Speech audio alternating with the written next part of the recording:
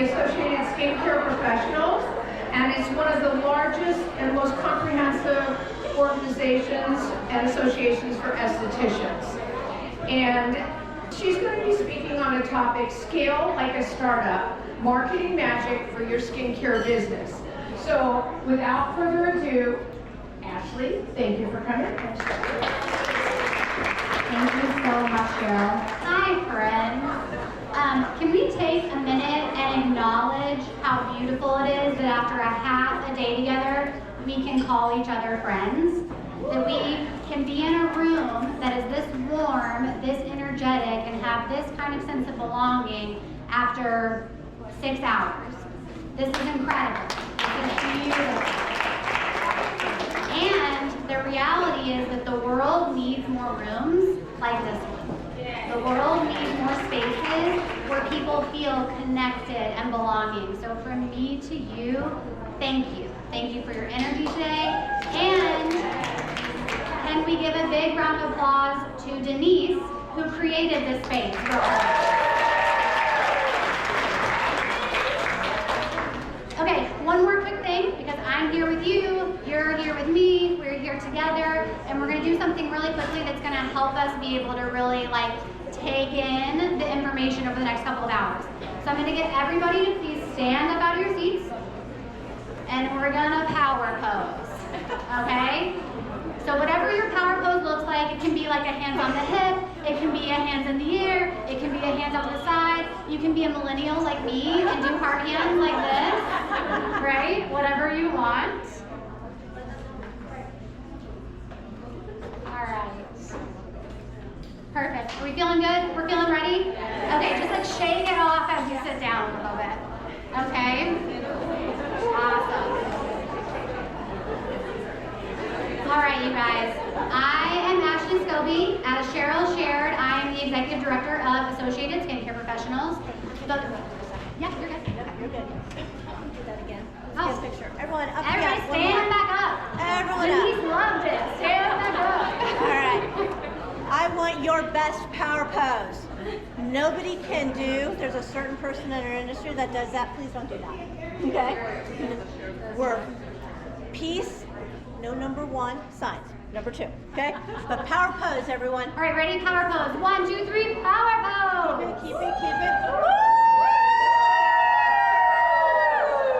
Okay, awesome. You guys are really cute. This is a good looking group. Perfect. All right.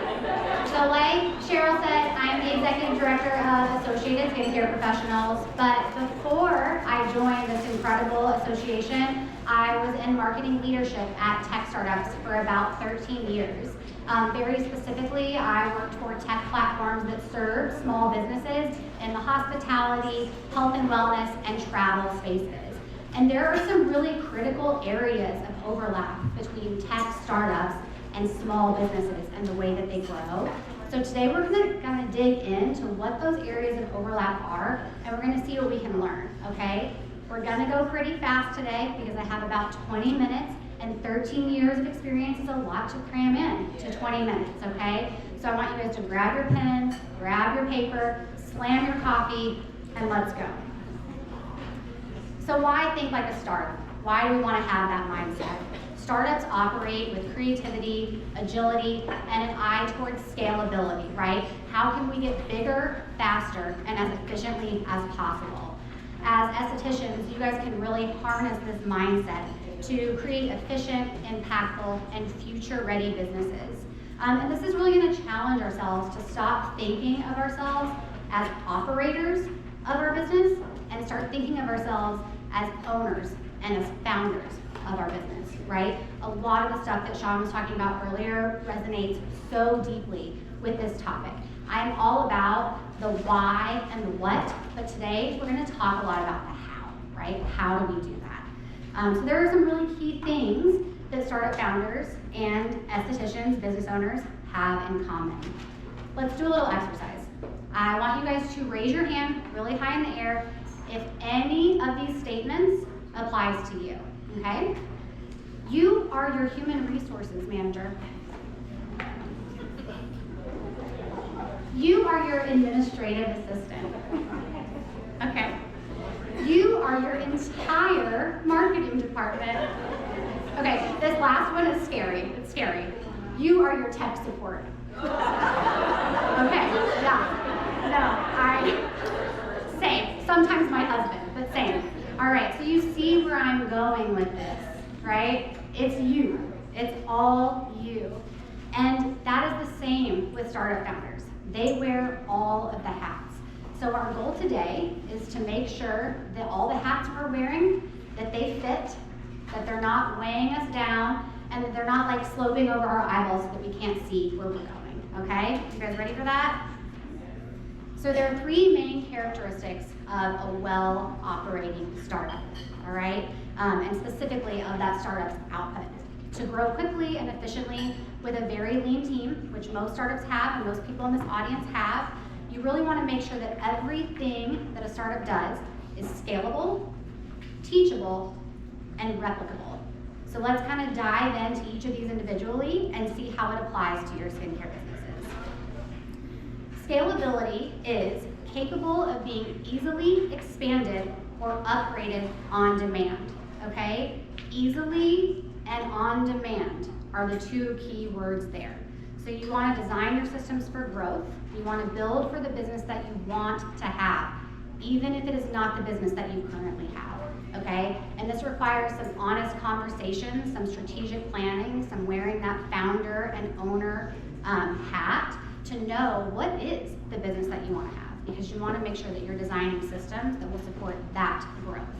You want to automate and delegate. You want to leverage technology and people to free up your time. We live in kind of an incredible era, really, because there are platforms out there that will do so many different things. There are platforms for marketing, for social media and scheduling. There are platforms for accounting, for project management, and many of them are free to low cost, especially for businesses kind of at the size that most people in this audience have. Many of these things, Canva, has anybody, like, what did we do before Canva, really? I have no idea, I cannot answer the question. I can't remember a time, I don't want to think about it, it's very sad. But many of these platforms are doing things like design for free and making it easy and accessible. So utilize them, leverage them, and then prepare for success. Don't wait until you're overwhelmed. Build the scalable systems that you need today. So an example of this. Back in the early 2000s, Starbucks, anybody heard of it? Okay. Starbucks was experiencing explosive growth, okay? Early 2000s, they were opening up 6 new stores every single day. They were having this rapid expansion plan in the United States and abroad. Their revenue was tanking. They had operational strain, they had low customer experience, low customer retention. And they were like, what's going on here? What's going wrong? So what they did is their board decided to bring back Howard Schultz, OG CEO, okay? And in 2008, he came back in to fix stuff. Anybody want to take a guess on what he did? He backed the train up, right? Because they didn't have scalable systems. So he paused rapid expansion. He closed 600 underperforming stores, and he took 5 steps back so that he could run 50 steps forward. And that just goes to show you that it doesn't matter what size your business is. It doesn't matter if you are a solopreneur, or if you have a mid-sized spa, or if you are Starbucks. If you do not prepare for success with scalable systems, it will be difficult when the time comes, right? Second, you want to make sure that every business process that you own is teachable, so that when the time comes, you can quickly and easily delegate tasks, that you can pass them off to other people. Think of it as creating a playbook for your spa. Any process that you find yourself doing over and over and over again that isn't mission critical, that isn't 30,000 foot strategic thinking, those are the areas that you want to create playbooks for that are teachable, so that when the time comes and you're able to hire someone full-time, part-time, even just a freelancer, that you can quickly and easily pass that off. So quick exercise. I'm going to give you guys about 15 seconds, and on the piece of paper in front of you, I just want you to write down as many things as you can list in those 15 seconds that you do daily, weekly, or monthly that is not actively growing your business, right? Laundry is a great example. of that, okay? I'm gonna give you guys 15 seconds, go ahead and write those things down.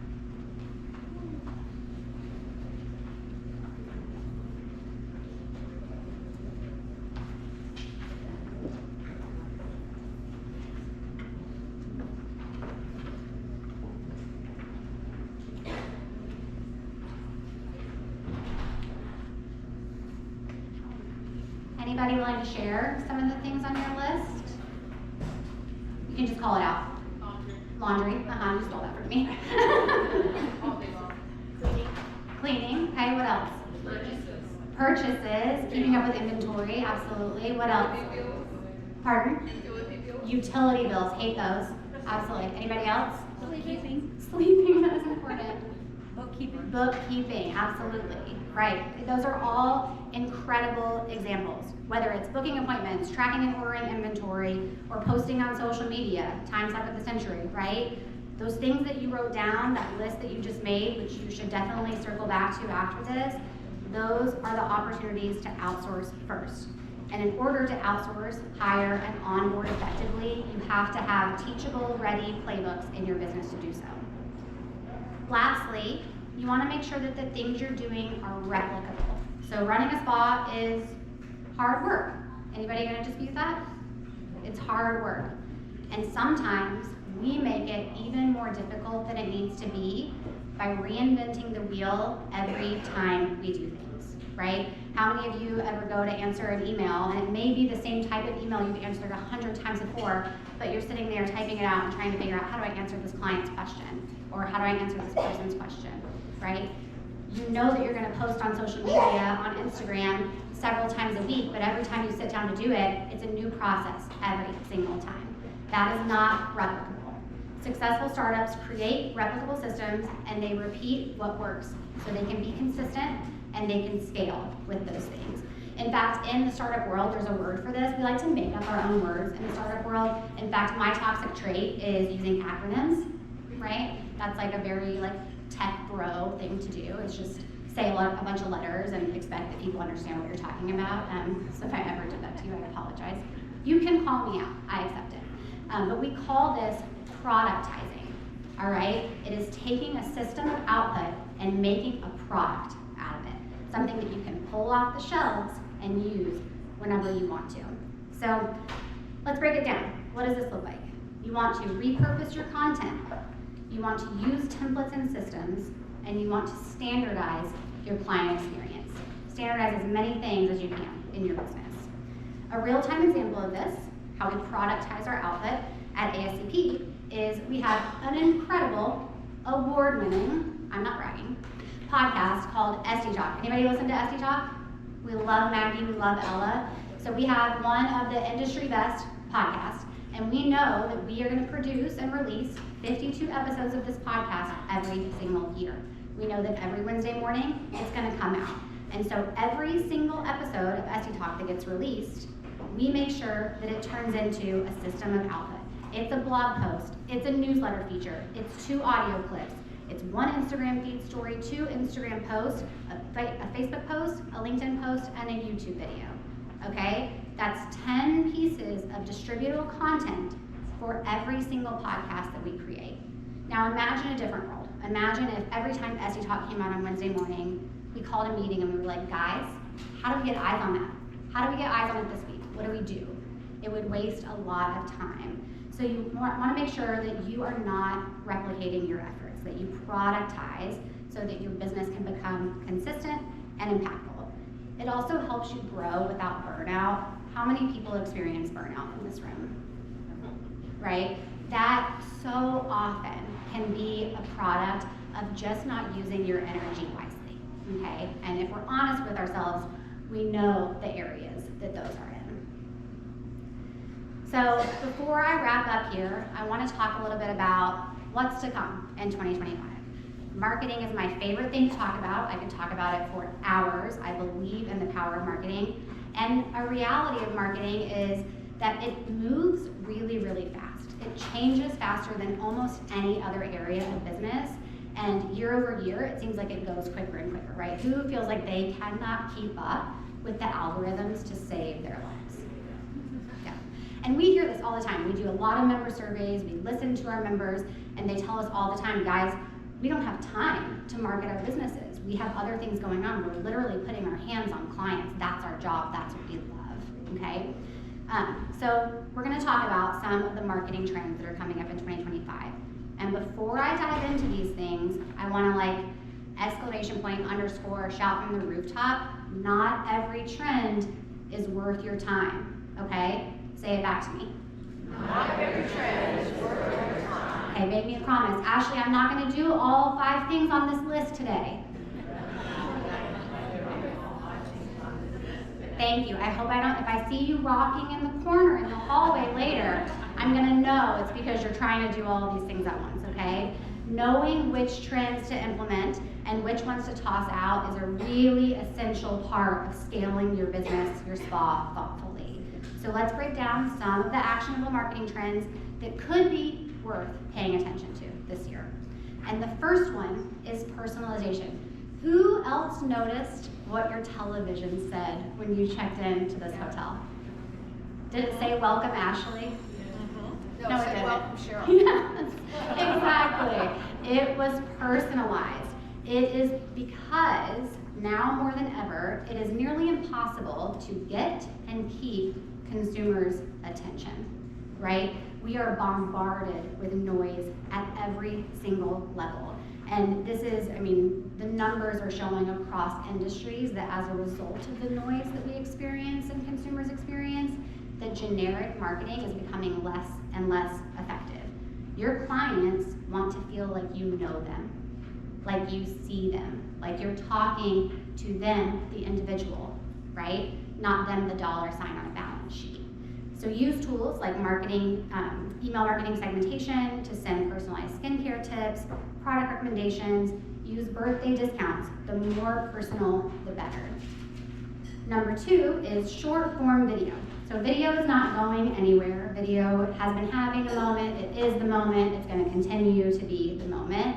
But like we were talking about a minute ago, because people's attention span is so much shorter, the videos need to get shorter too, right? Like when was the last time you sat down and watched a 30-minute video and didn't feel mad about it? Same. So pair that with how beautifully skincare plays on video, and there's a real opportunity to take this marketing trend and leverage it to grow your business.